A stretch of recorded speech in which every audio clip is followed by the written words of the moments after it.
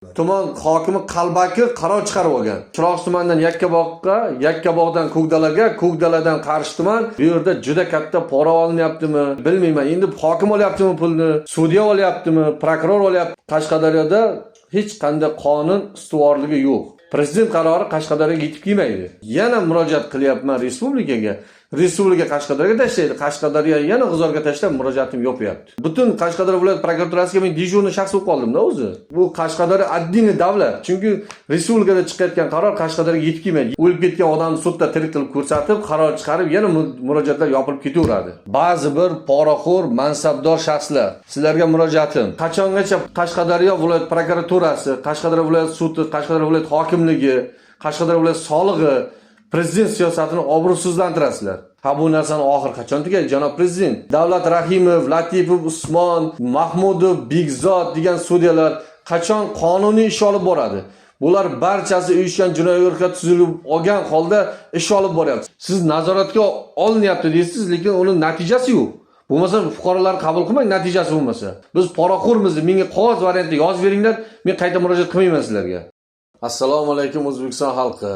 Assalomu alaykum janob prezident. Men Qashqadaryo viloyati Chiroqchi tumanida mustaqillik muhitida tavallud topganman. Mening murojaat qilishimdan maqsadim Qashqadaryo viloyat prokuratura organ sohasi, Qashqadaryo viloyat sudlari, Qashqadaryo viloyat hokimligi, soliq barchasi birlashib, uyushgan jinoiy guruhga birikib olib, bizning xususiy mulkimiz bo'lgan Chiroqchi konsili MCH'ni soxta hujjatlar bilan, asossiz, isbotlanmaydigan yolg'on ma'lumotlar bilan tortib olishdi. Men 2008-yildan beri prezident nomiga 2000 dan ortiq murojaat qilganman. Hozirgi kunda ham murojaat qilib kelyapman, lekin mening murojaatlarimni mansabdor shaxslar barchasi birgalikda uyushgan jinoiy guruhga birikib, murojaatlarimni yopib yubormoqda. Ularning biri Davlat Rahimov bizning zavodni, xususiy zavodimizni noqonuniy tortib olib, o'lgan odamni sudda tirik qilib ko'rsatib, voyaga yetmagan shaxsni vakil qilib sudda kiritib, zavodni soxta bankrot qilib, davlat reyestridan chiqarib yuborgan. Bundan tashqari, soliq qo'mitasi, Chiroqchi tuman solig'i asossiz yolg'on, tuhmat, bo'xtonlar bilan har xil soliqlar bilan sudga da'vo kiritib, tasdiqlab sudni qo'li bilan o'tkazib olgan, qarzdorlikka o'tkazib yuborgan. Lekin uni isboti yo'q. Chunki bizni biz to'liq to'laganmiz qarzdorliklar hammasini MIP orqali. Soliq qarzdorlik mavjud bo'lmasa ham, Chiroqchi tuman solig'i har xil turda qarzdorliklarni bizga tuhmat bo'xtonlar bilan sudga da'vo kiritgan. Mana biri 2018-yil aprel oyida bizga soliq qarzdorligini 105 million kiritgan. 2018-yilda esa 2009-yil oxirida esa bizga 51 million so'm qarzdorlik bor deb beryapti. Ikkovining orasidagi tafovut million farq qiladi. 2019-yilda esa sud qarori bilan 286 million so'm qarzdorligi bor deb bankrot qilib davlat reyestridan chiqarib tashlayapti. Bundan tashqari 2017-yilda o'lgan meni bobom Eshto'xtar Safar Eshto'xtarovichni sudyamiz Davlat Rahimov oradan 1 yil o'tgandan so'ng 2018-yil, 2019-yillardagi sudlarda tirik qilib ko'rsatib, vakil qilib, so'roq qilib, javobgar qilib sud qarorlarini, ajrimlarini chiqarib yuborgan. Bundan tashqari har xil turdagi isboti yo'q, hech qanday qarzdorlik bo'lmagan zavodni qarzi bor deb bankrot qilgan. Hozirgi kunda ham zavodning 5 milliardga yaqin mulki o'z o'rnida turibdi. Tuman hokimi qalbaki qaror chiqarib olgan. Bu qarorni isboti 2018-yil 12-fevral X28/2 sonli qaror bilan zavodni promzonalarni tashkil etishga berib yuborgan. Bundan tashqari zavod asossiz olinganligi tufayli Chiroqchi tuman hokimi Rustam Jo'raqobilov, sobiq hokimi, hozirgi kunda Qashqadaryo viloyati hokimligida kadrlar bo'lim boshi lavozimida ishlab kelyapti.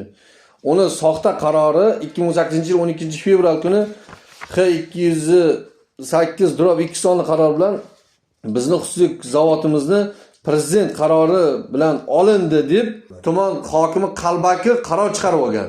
Prezident qarori tuman hokimining qaroridan 10 kundan keyin chiqyapti. Demak, bu hokimimiz prezidentdan ham oldinroqqa yurib, prezident qarorlari qachon chiqishini bilib turib qilyapti bu ishlarni hammasini. Bundan tashqari, men 2008-yildan beri prokuraturaga murojaat qilib kelaman. Prokuratura 167, 205, 209, 228 JKning tegishli moddalarini jinoiy ish qo'zg'atdi.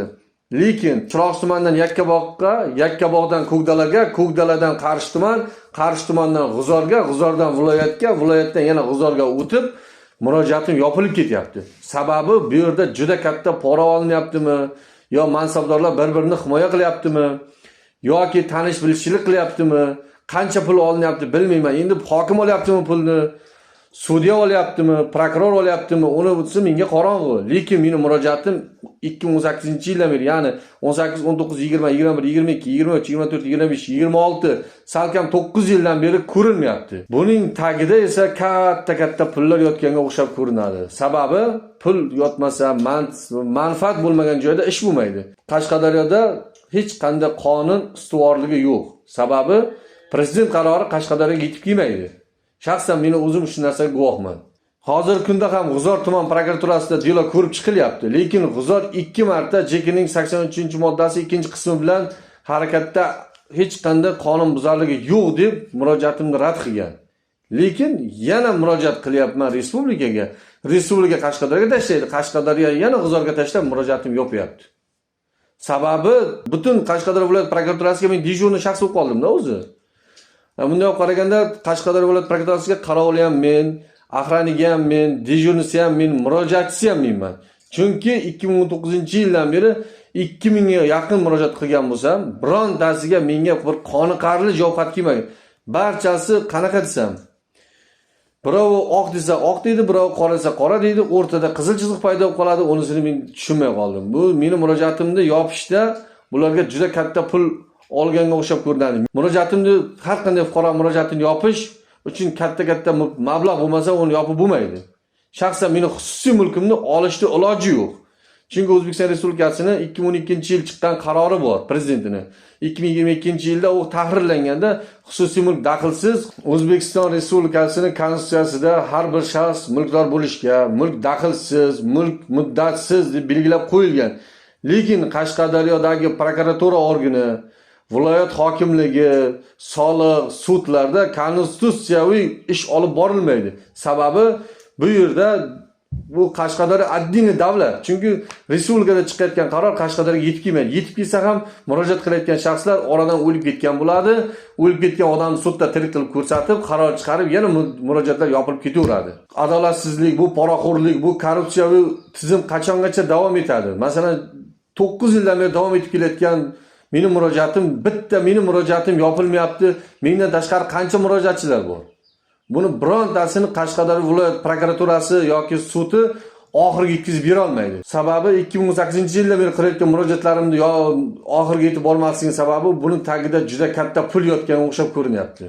Chunki bu poralar, pullar, mansablar bo'lmasa, murojaatlar qonuniy ko'rib chiqilishi kerak. O'zbekiston Respublikasi prokuratura organ xodim sohasida ishlovchi ba'zi bir poraxo'r, mansabdor shaxslar, sizlarga murojaatim. Nima uchun meni murojaatlarim qonuniy ko'rilmaydi? Xususiy mulkni biz davlatdan sotib olganmiz. Hech qanday davlatda unda 1% ham ulushi yo'q. U bizning xususiy mulkimiz, yeri ham, zdaniyalar ham bizga doimiyga berilgan. Qonun doirasida biz uni davlatdan auksion orqali sotib olganmiz, notarius yo'li bilan. Bundan tashqari, qachongacha Qashqadaryo viloyat prokuraturasi, Qashqadaryo viloyat sudi, Qashqadaryo viloyat hokimligi, Qashqadaryo viloyat solig'i prezident siyosatini obro'sizlantirasizlar? Qachon tugaydi bu narsa? Qachongacha oxir ko'rinmayapti-ku buni? Qachon oxir ko'rinadi buni? Qachon pora olishdi? Qachon qonuniy ishlash o'rganasizlar? Bizning xususiy mulkimizni nima uchun sizlar qonun doirasida, sizlar qonun ustuvorligini ta'minlashlaring kerak bo'lgan joyda qonunni o'zlaring buzyapsizlar? Sababi nima uni sababi? Sababi pul olyapsizlarmi? Mansabdorlik qilyapsizlarmi? Tanish bilishchilik qilyapsizlarmi? Yoki Rustam Jo'raqobilovdan yoki Davlat Rahimovdan qo'rqyapsizlarmi? Uni sababi nima uni? Qashqadaryo viloyatida qonunbuzarlar, poraxo'rlar mansabda o'tiraversa, murojaatlar qonuniy o'rganilavermasa, biz qachon rivojlanamiz? Qachon O'zbekiston prezident aytayotgan darajaga yetib boradi? Demak, bu hali yetib bormaydi.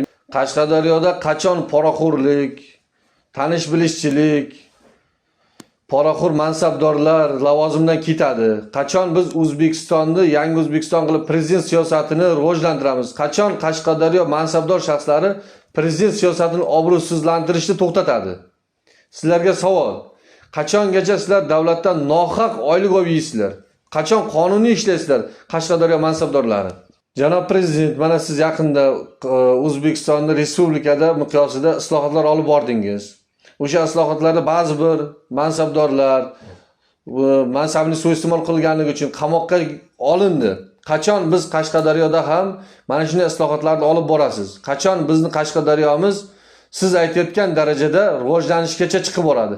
Qachon bizdagi poraxo'rlar, jinoyatchilar, mansabdor shaxslar qachon ketadi? Qachon bular qamoqqa olasiz? Men sudga borsam, prokuraturaga bor deydi. Prokuraturaga borsam, hokimiyatga bor deydi. Hokimga borsam 10 kunda qilib beraman deydi. Men yana hokimiyatga borsam, prokuraturaga bor deydi. Prokuraturaga borsam, sudga bor deydi. Sudga borsam, soliq qilgan deydi. Bu narsani oxir qachon tugaydi, janob prezident? Konstitutsiyamizda belgilangan tartibdagi qonunlar qachon bizda ishlaydi? Qachon men zavotimni qaytarib olaman yoki bo'lmasam men qachon bizga yetkazilgan kompensatsiyani to'laydi? Davlat Rahimov, Latifov, Usmon, Mahmudov, Begzod degan sudyalar qachon qonuniy ish olib boradi? Bular barchasi uyushgan jinoiy guruhga tuzilib olgan holda ish olib boryapti. Sababi Mahmudov, Begzod degan sudyamiz adolatsiz, qonunni qo'pol ravishda buzgan holda noqonuniy tarzda ish olib boryapti. Masalan, shaxsan o'zim sudlarda qatnashayotgan bo'lsam, sud hali ham yakunlanmayapti. Sababi o'sha vaqtdagi sudyamiz Davlat Rahimov Qashqadaryo viloyat iqtisodiy sudlar sudyasi lavozimida ishlayapti. O'sha vaqtdagi meni zavotimni soxta qaror bilan asossiz ravishda olib qo'ygan Rustam Jo'raqobilov hokimimiz Qashqadaryo viloyat kadrlar bo'lim boshlig'i lavozimida ishlayapti u ham. Bundan tashqari o'sha vaqtda soliq xodimlari barchasi viloyatda ishlayapti. Janob prezident, mana shaxsan men viloyat prokurori Bektor Saifov qabuliga hisoblasam 1 yillik hisobida 5 marta kirdim. Mana shu yillik hisobidan hali kirganim yo'q. Chunki viloyat prokuraturasiga borib qabulga kiraman desam, qabul bo'limidagilar kiritmaydi ular. Chunki ular ham o'sha mansabdor shaxslarga sheriklik qilib, Qashqadaryo viloyat hokimi Murodjon Azimov, men sizning shaxsiy qabulingizga bir necha bor kirdim. Siz nazoratga olinyapti deysiz, lekin uning natijasi yo'q. Bo'lmasa fuqarolar qabul qilmang, natijasi bo'lmasa. Oxirga yetib bormayapti bu narsa. Meni chiroqchi konseri maslahat cheklangan jamiyat zavodim qachon qaytarib olaman? Qachon sud tamomlaydi? Qachon prokuratura o'sha sobiq hokim Rustam Jo'raqobilovga, o'sha sobiq Chiroqchi tuman sudyasi Davlat Rahimovga, Latif Usmonga, Mahmudov, Begzod degan sudyalarga qachon jinoyat qo'zg'atiladi? Qachon bu narsa tugaydi bu narsa? Qachongacha men sarson bu yuraman bularning ortidan? Men nima butun Qashqadaryo viloyat prokuraturasining aybini deb, yo Qashqadaryo viloyat hokimligining aybi deb, yoki bo'lmasam sudda aybini deb men butun viloyatda aylanib yura olmayman-ku. Yo o'shan aylanib yurish dijurnligim uchun menga oylik to'langlar. Konstitutsiyamizdagi mulk daxlsizligi, mulk muddatsizligi degan joylari qani? Nima uchun biz konstitutsiya ishlamaydi? Nima uchun konstitutsiyani sizlar qo'pol ravishda buzasizlar? Yoki bo'lmasam Qashqadaryodagi ba'zi bir mansabdor poraxo'rlar konstitutsiyamizni o'zlaringga to'g'rilab olinglar yoki bo'lmasam aytinglar, men qayta murojaat qilmayman. Biz shuni olaveramiz, shuni qaytarib beraveramiz. Biz poraxo'rmiz, menga qog'oz variantda yozib beringlar, men qayta murojaat qilmayman sizlarga. Janob prezident, men sizga murojaatim, men bu mansabdor shaxslarning ustidan ancha yillardan beri murojaat qilayotganligim uchun shaxsan o'zingizga murojaat qilishga majbur bo'ldim. Sababi bu poraxo'r mansabdorlar hech qachon mansabdan ketmaydi. Kundan kunga kistasi to'lib boryapti. Meni murojaatim tugamaydi. Bular yakunlab bermaydi. Natijasi yo'q, konstitutsiyamiz ishlamaydi. Siz aytayotgan tartiblar umuman yo'q. Qaysi tartibda ish olib borishni men o'zim bilmay qoldim. Shuning uchun janob prezident, men sizga murojaat qilyapman. Men mana shu yillik hisobidan prezident administratsiyasiga ham juda ko'p marotaba murojaat qildim. Yanvar oyidan beri hisoblasak 100 dan ortiq murojaat qildim, lekin natijasi yo'q. Sababi administratsiyada o'tirayotgan xodimlar ba'zi birlari emas, deyarli hammasi faqat Qashqadaryoga tashlashdan, murojaat yopishdan naryoqqa o'tmaydi.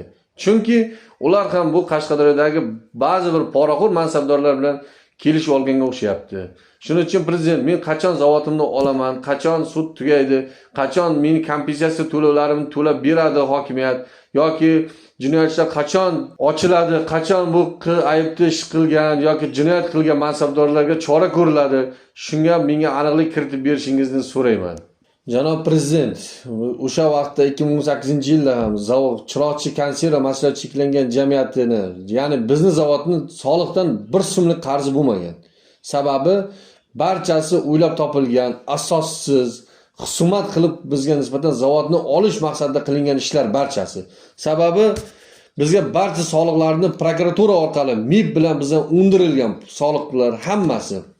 Bizga soliq o'sha vaqtda ham qarzdorlik yo'q deb ma'lumot qilib berishgan. O'sha vaqtda ham. Bundan tashqari 2025-yilda ham mana bizga soliqdan qarz yo'q deb beryapti.